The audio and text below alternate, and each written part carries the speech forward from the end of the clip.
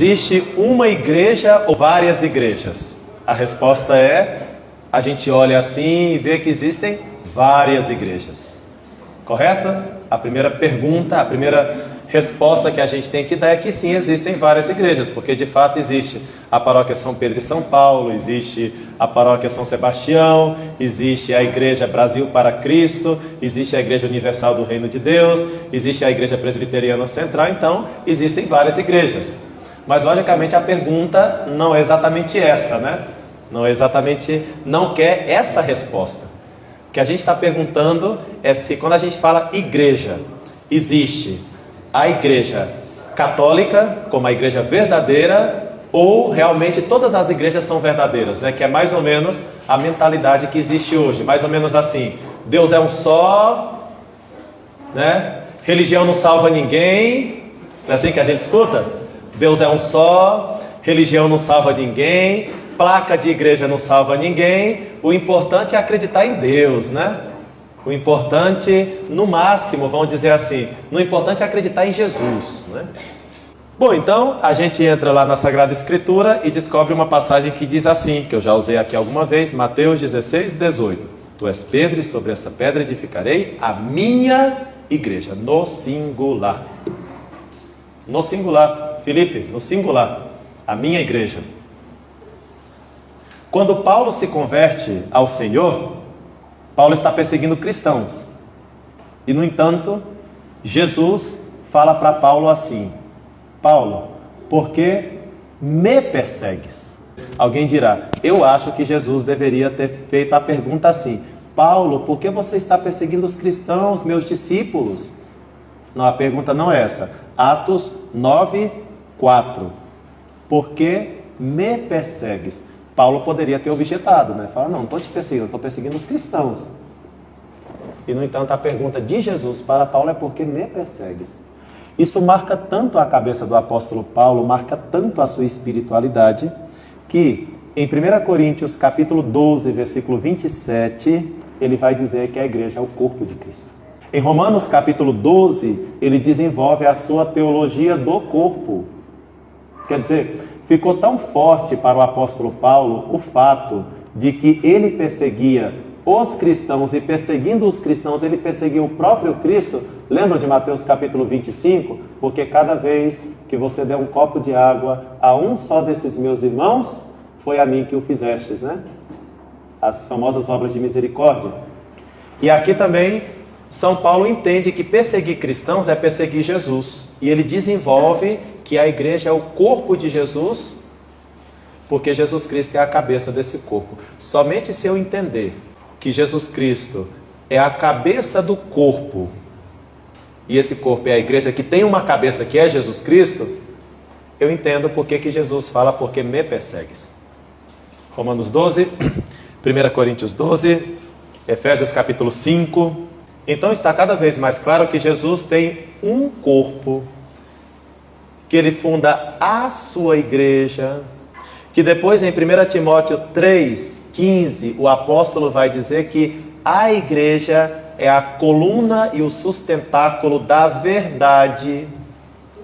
A igreja, 1 Timóteo 3,15, vai dizer que a igreja guarda o depósito da fé de maneira inalterável, 2 Timóteo 1,13, que a igreja foi constituída o corpo de Cristo por meio do Evangelho, Efésios 3,6, que a igreja é santa, Efésios 5,26, que ainda que na igreja haja pecadores, 1 Coríntios 5,12, ela é santa, Efésios 5,26, vai dizer que a igreja nasce do batismo e que existe um só batismo, uma só fé, um só Senhor, que ela reúne um só povo, Gálatas 3,28. Paulo ama a igreja ardentemente, 1 Coríntios 4, 15, 11, 22. Ensina que esse amor à igreja deve estar marcado por sacrifícios pessoais. Completo na minha carne aquilo que falta à paixão de Jesus Cristo pela sua igreja, né? Interessante também, quer dizer, o amor à igreja deve estar marcado por sacrifícios pessoais, inclusive. como que deixando a vida, desvivendo-se por amor à igreja. Por quê? Porque a igreja é o corpo de Cristo. Porque ela tem a nobreza semelhante à nobreza que tem Cristo, só que de maneira subordinada, como corpo, não como cabeça, como corpo, não como cabeça, como lua, não como sol.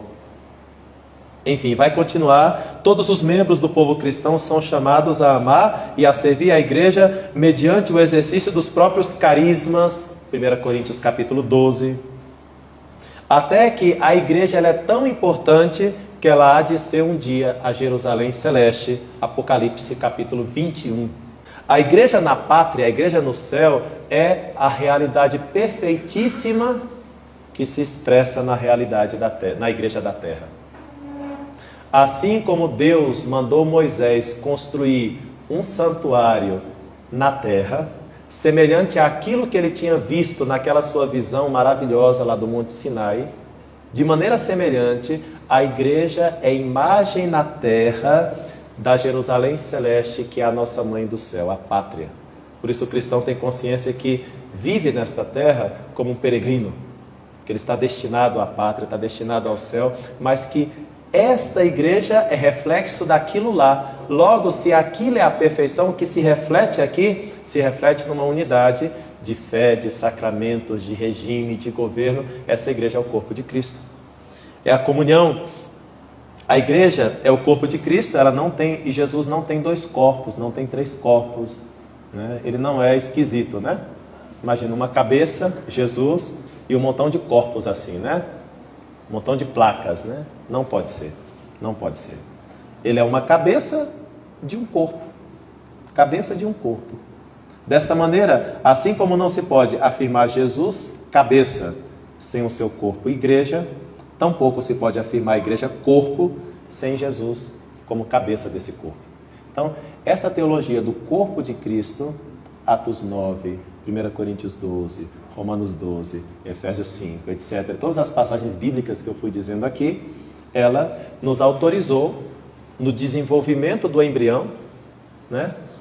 No desenvolvimento da verdade de fé, nos autorizou a ir dizendo cada vez mais, como São Cipriano de Cartago, que é do século IV, que dizia assim: não pode ter Deus por pai quem não tem a igreja por mãe. E depois São Cipriano vai trabalhar muito esse tema a tal ponto que chegará o momento em que nós vamos dizer assim: extra ecclesiam nulla salus, fora da igreja não há salvação. Que é a próxima pergunta que a gente se faz depois de determinar que Jesus só tem um corpo, só existe uma igreja.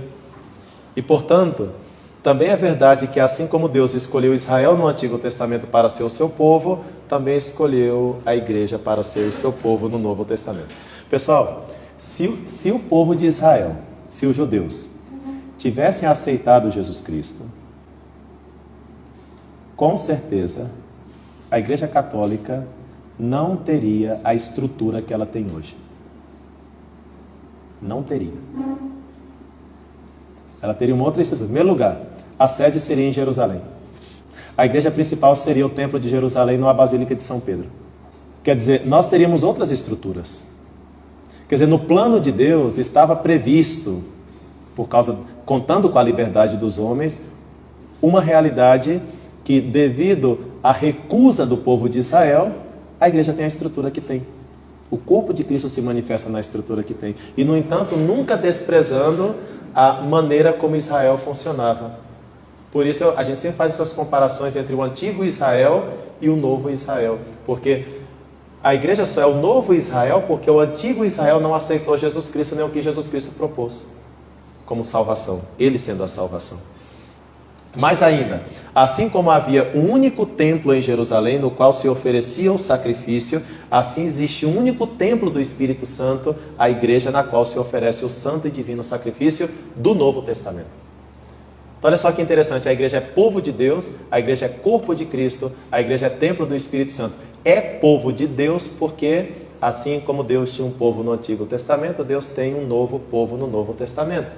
Assim como Deus tinha um templo, assim também o Espírito Santo habita esse templo. Quer dizer, a nossa maneira de pensar está vendo toda a Escritura, sempre, né? o Antigo e o Novo Testamento, porque nós nunca caímos naquela armadilha de Marcião. Marcião foi um senhor do século III que dizia que nós deveríamos abandonar o Antigo Testamento e ficar só com o Novo.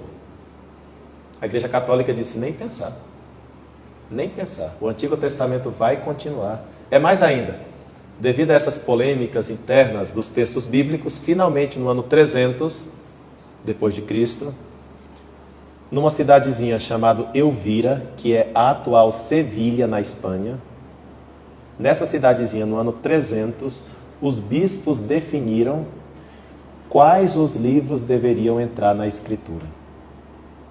E, portanto, decidiram que o Evangelho de Tiago não entraria, mas que o Evangelho de Mateus entraria. Decidiram que o Evangelho de Pedro não entraria. Todos esses evangelhos existem, tá? Mas o Evangelho de Lucas entraria. Com que autoridade? Com a autoridade que o Espírito Santo concedeu à igreja, segundo aquilo que se lê em 1 Timóteo 3,15. A igreja é a coluna e o sustentáculo da verdade. A Bíblia que nós temos na mão é produto dessa autoridade de um contexto interpretativo e que se fez valer no ano 300, na cidade de Elvira, a atual Sevilha, na Espanha, e a partir daí essa norma ficou para toda a igreja. Quer dizer, Santo Agostinho falando, né? A Escritura está mais no coração da igreja do que nos livros escritos.